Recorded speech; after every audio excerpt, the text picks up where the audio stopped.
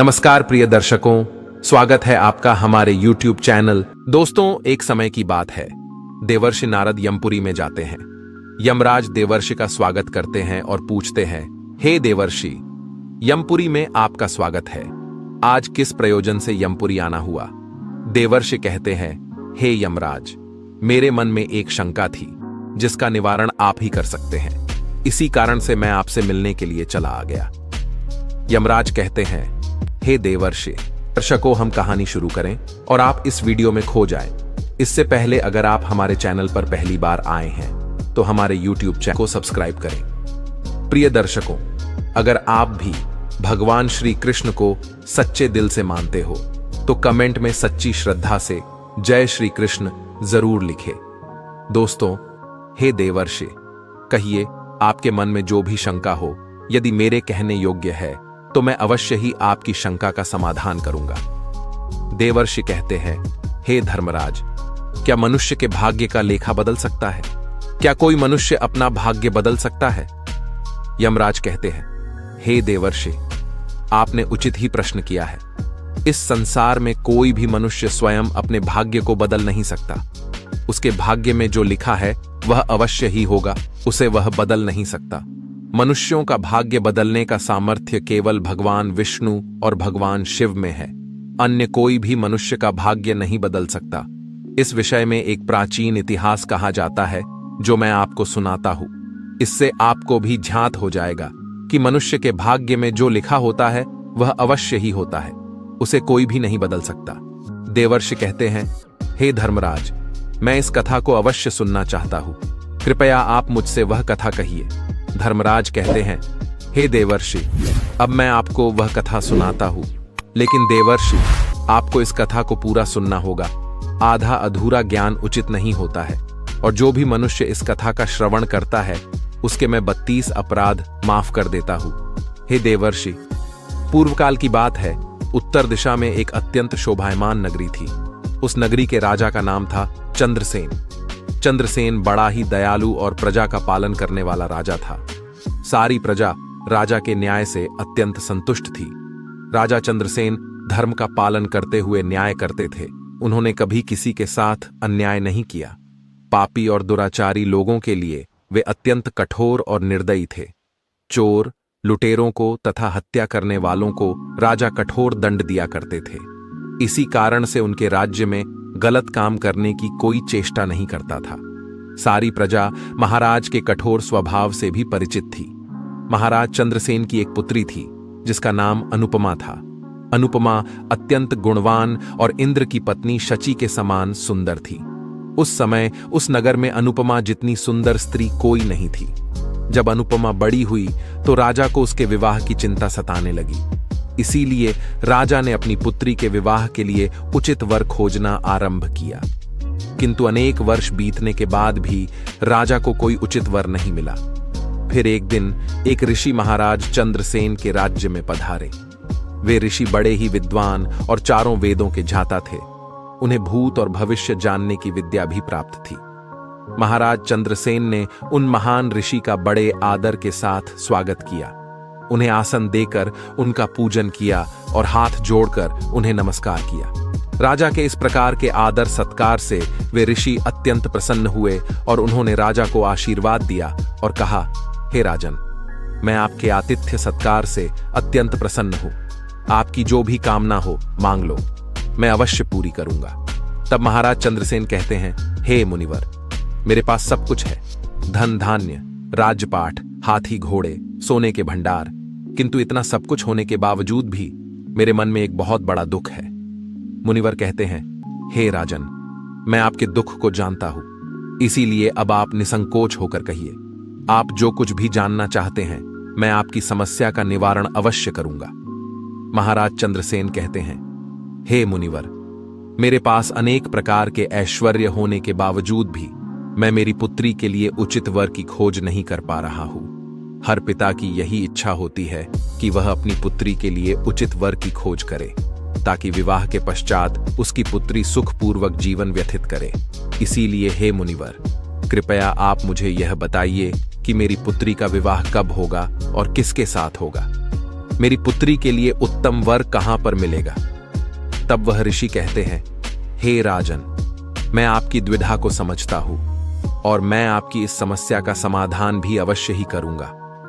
इतना कहकर वे ऋषि ध्यान लगाते हैं और राजा की पुत्री के भविष्य को देखने लगते हैं। राजा बहुत ही उत्सुक होकर उस ऋषि की बात सुनने के लिए उनके सामने हाथ जोड़कर बैठ जाते हैं। वे ऋषि राजकुमारी अनुपमा के भविष्य को देखते हैं और फिर अपनी आंखें खोलकर राजा को बताने लगते हैं, हे राजन, आपकी पुत्री के लिए उत्तम वर तो आपके राजमहल में ही निवास करता है। यह बात सुनकर राजा आश्चर्य में पड़ जाता है और सोचने लगता है, हमारे राजमहल में ऐसा वह कौन सा उत्तम वर है जो मेरे राजमहल में रहता है और मुझे उसके विषय में नहीं पता। राजा अचंभित होकर उस ऋषि की ओर देखते हैं और कहते हैं, हे मुनिवर, आप यह क्या कह रहे हैं? हमारे राजमहल में ऐसा वह कौन सा पुरुष है जो हमारी राजकुमारी के लिए उत्तम वर है? वह अब तक मेरी नजर में क्यों नहीं आया? कृपया आप मुझे उस पुरुष के विषय में बताइए। तब ऋषि कहते हैं, हे राजन, मैं आपको उस पुरुष के विषय में अवश्य बताऊंगा और आप स्वयं खुशी खुशी अपनी पुत्री का विवाह उस पुरुष से कर देंगे।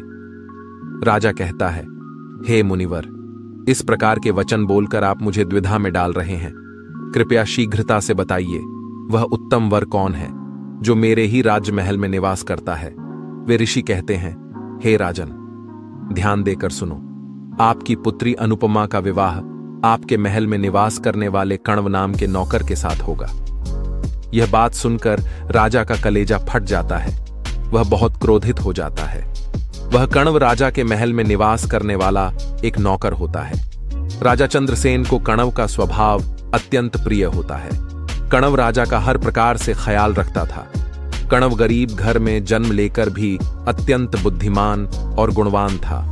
उसने अनेक शास्त्रों का अध्ययन भी किया था, किंतु दरिद्रता के कारण वह राजा के महल में नौकर का काम करता था।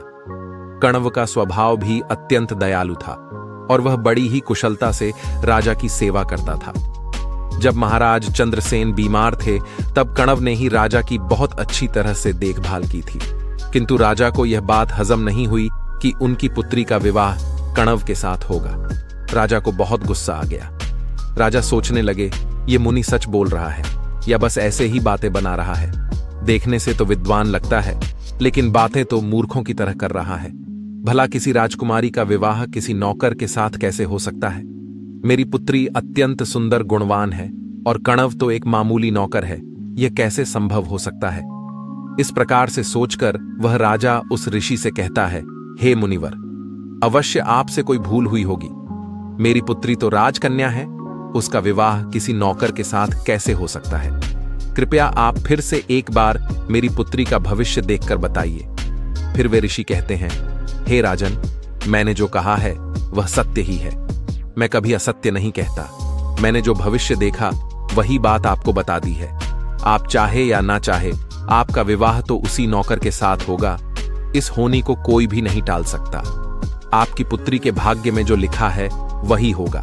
भाग्य का लेखा कोई भी नहीं बदल सकता। इतना कहकर वे ऋषि राजा को और उसकी पुत्री अनुपमा को आशीर्वाद देते हैं और उस स्थान से चले जाते हैं। ऋषि के जाने के बाद राजा गहरी चिंता में पड़ जाता है। उसे ऋषि पर बहुत क्रोध आने लगता है। वह इस बात को स्वीकार करने के लिए तैयार नहीं होता है कि उसकी पुत्री का विवाह एक नौकर के साथ कैसे हो सकता है। फिर राजा सोचता है, अगर मैं उस कण्व को राज्य से निकाल दूंगा तो फिर उसका विवाह मेरी पुत्री के साथ नहीं होगा।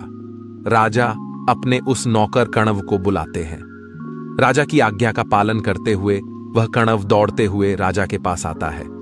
राजा गुस्से में उस कण्व से कहते हैं, हे कण्व, अब तुम मेरे इस राज्य से निकल जाओ और मेरे राज्य के आसपास कहीं पर भी दिखाई मत देना। वह कण्व कहता है, हे महाराज, कृपया मुझे क्षमा कीजिए। मुझसे कोई भूल हो गई है क्या? क्या मैंने कोई अपराध किया है? कृपया मुझे ऐसा दंड ना दीजिए।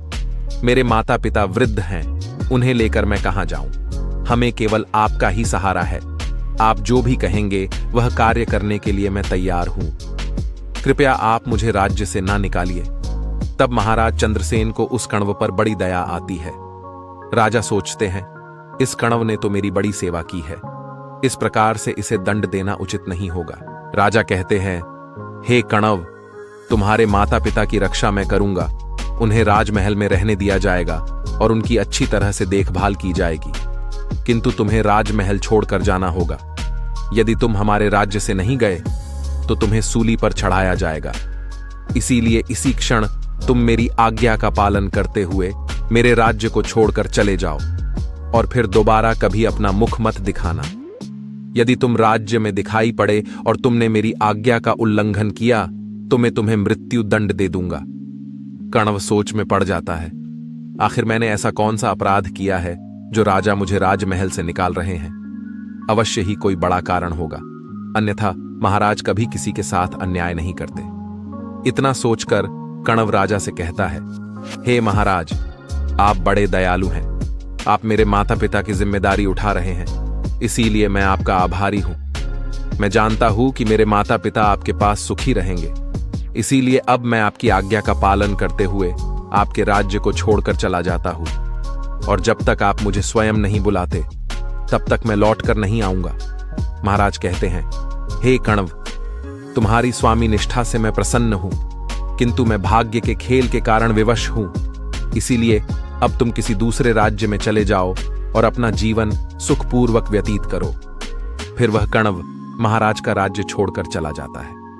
कण्व चलते चलते एक घने जंगल में पहुंच जाता है। तब उसे वहां पर वही ऋषि मिलते हैं जिन्होंने राजकुमारी अनुपमा की भविष्यवाणी की थी।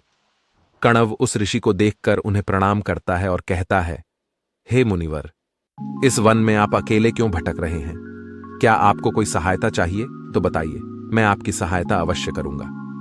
वे ऋषि कण्व को देखकर मुस्कुराते हैं और कहते हैं, हे वत्स, तुम्हारा भाग्य बड़ा प्रबल है। मैं देख पा रहा हूं कि तुम्हारे पास बहुत सारी धन संपत्ति आने वाली है। कण्व कहता है, हे मुनिवर, आपने जो भी कहा मैं उसके लिए आपका धन्यवाद करता हूं, किंतु मैं तो राजा के महल का एक मामूली नौकर था। अब राजा ने भी मुझे अपने राज्य से निकाल दिया है, इसीलिए अब मैं काम और भोजन की तलाश में भटक रहा हूं। तब वे मुनि कहते हैं, हे वत्स, जो भी होता है अच्छे के लिए होता है। तुम एक सत्यवादी और धार्मिक पुरुष हो, इसीलिए तुम्हारे साथ कभी अनुचित नहीं होगा। अगर तुम मेरी बात मानोगे तो मैं तुम्हारे हित की बात कहना चाहता हूं। कण्व कहता है, हे मुनिवर, मेरे माता पिता कहते हैं कि साधु संतों की बात को हमेशा मानना चाहिए। साधु संत जो कहते हैं